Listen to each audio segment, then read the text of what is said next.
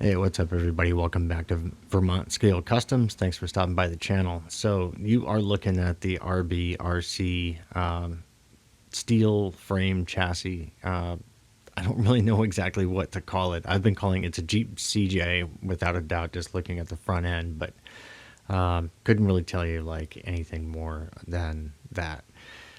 It's a cool kit, and it comes with the body panels on the side and also the hood, but I ended up needing to make the roof for it, so thought that was kind of a cool little challenge. Went and found some tin at my local kind of everything store, and ended up making that. And so what else can I say? It's got WPL axles. It's running a 370 motor with a single speed gearbox in there, and that's aftermarket. That's non-WPL. Then it's got a Lincom Tech 3.5 kilogram servo up front, and then shocks. They're just kind of some no name. I can't think. I'll just have to just post that down in the description, because you can find those under like multiple different names. Let's see what else. Injora wheels and tires, as well as 5mm to 12mm hex adapters, and then a 60 amp ESC. Just kind of everyday run of the mill, nothing special. 60 amp, which actually seems to have a pretty nice throttle curve on it. It works pretty well with the Fly Sky radio that's in there.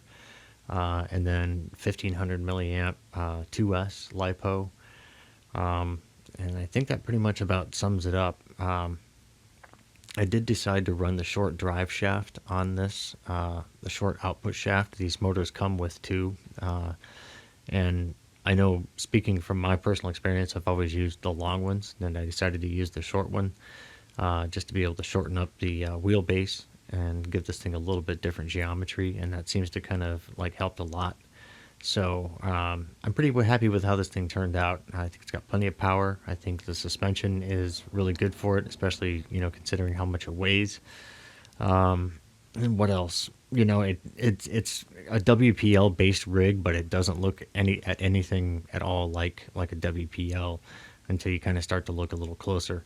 I had to do some fancy stuff with the front shocks. I had the idea originally that I wanted to use the rear shock hoops from the Grande 2 118 from RC 4-wheel drive. So if you kind of notice and look closely, you'll see that the front shocks are angle mounted, and that's because there are hoops that are holding them back, and those are actually from, like I said, Grande 2 118.